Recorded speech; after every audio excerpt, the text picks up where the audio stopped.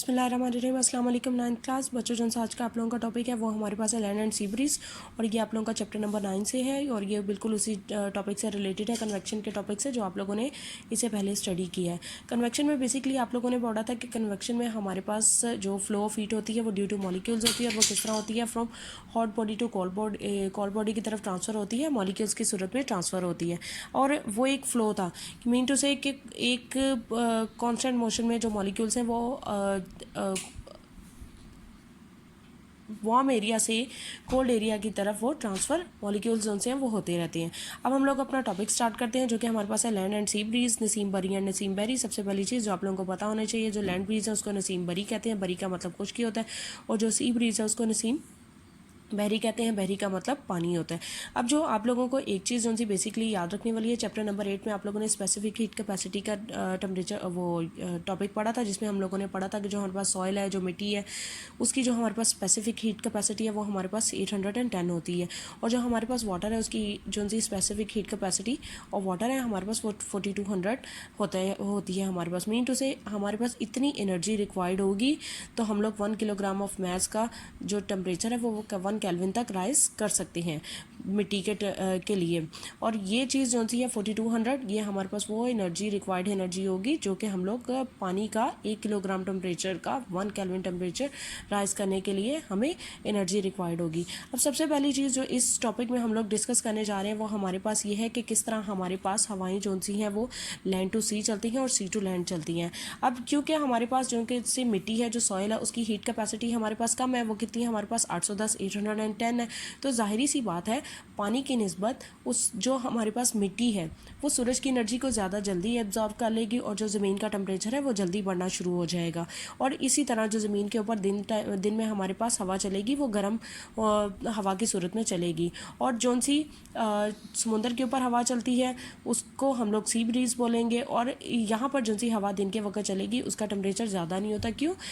पानी की जो सी हमारे पास हीट स्पेसिफिक हीट कैपेसिटी है वो हमारे पास बहुत ज़्यादा, जाहिर सी बात है इतनी हीट कैपेसिटी अब्जॉर्व करते करते पानी को टाइम लगता है, इसलिए जो मिट्टी है वो जल्दी अपना टेम्परेचर जो सा है वो राइज़ कर लेती है। अब बेसिकली हमारे पास डे टाइम में होता क्या है, मैंने आप लोगों को बताया था कि जो कन्वेक्शन है, कन्वेक्शन में जो मॉलिक्यूल्स हैं वो जो है मॉलिक्यूल्स गर्म होते हैं वो हल्के भी हो जाते हैं और वो आगे की तरफ मूव कर जाते हैं, और उनकी जगह लेने के लिए ठंडे मॉलिक्यूल्स आ जाते हैं। तो बेसिकली होता यही है कि जो सी ब्रीज होती है यहाँ पर हमारे पास कोल्ड एयर होती है, कोल्ड एयर के जिनसे मॉलिक्यूल्स हैं वो ज़मीन की तरफ मूव करना शुरू कर देते हैं, और इस तरह डे टाइम में हमारे पास जो एयर जो ब्रीज़ हम लोग के सामने आती है वो उसको हम लोग बोलते हैं सी ब्रीज़। सी ब्रीज़ में बेसिकली क्या होता है कि यहाँ पर हमारे पास जो एयर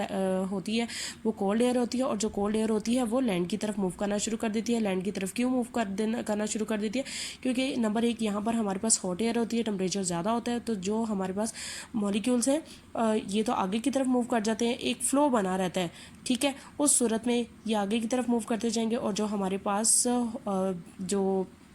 कोल्ड एयर मॉलिक्यूल्स हैं वो उनकी जगह लेने के लिए आगे की तरफ आते जाएंगे। तो डे टाइम में जो हमारे पास कह लें कि जो ब्रीज़ चलेगी उसको हम लोग बोलेंगे सी ब्रीज़, और जो नाइट टाइम में होता है क्योंकि ज़मीन का टेम्परेचर जाहिर सी बात है वहाँ पर डे टाइम में जो समुंदर की हवा होती है, जो सी ब्रीज़ होती है वो उसकी जगह लेने के लिए आ गई होती है, तो जो लैंड का टेम्परेचर होता है, जो ज़मीन का टेम्परेचर होता है वो डिक्रीज़ कर जाता है, और नाइट टाइम में हमारे पास जो लैंड है वहाँ पर कोल्ड एयर हो जाती है, और कोल्ड एयर जाहिर सी बात है आगे की तरफ मूव करेगी समुंदर की तरफ, सी की तरफ। वहाँ पर सी के ऊपर क्योंकि जब वो उसके मॉलिक्यूल्स आगे की तरफ मूव करके वापस आ रहे होते हैं तो उनका टेम्परेचर लेवल इंक्रीज़ कर गया होता है, तो जो लैंड के जो उनसे मॉलिक्यूल्स होते हैं क्योंकि अब उनका टेम्परेचर लेवल कम होता है फिर वो सी की तरफ मूव करना शुरू कर देते हैं। ये एक प्रोसीजर चलता रहता है, पहले sea to land and then land to sea. Day time में जो हमारे पास ब्रीज जा रही है वो हमारे पास सी टू लैंड है, और जो नाइट टाइम में हमारे पास चलेगी वो लैंड टू सी है, ज़मीन से समुंदर की तरफ। अब इसकी एक और एग्जांपल आप लोगों के पास है, जो हमारे जितने भी साहिली इलाके हैं, जितने भी हमारे पास कह लें कोस्टल एरियाज़ हैं, उनमें हमारे पास जो सा सारा साल मौसम होता है वो मॉडरेट ही रहता है। क्यों? जाहिर सी बात है कि मॉडरेट क्यों रहता है? मॉडरेट का मतलब होता है तकरीबन सेम, और वो ये सिर्फ इसी वजह से रहता है due to the larger heat capacity of water. पानी की ज़्यादा हरारत मखसूसा की वजह से ही जो टेम्परेचर है वो जो कोस्टल एरियाज़ हैं उनका मॉडरेट रहेगा। पानी की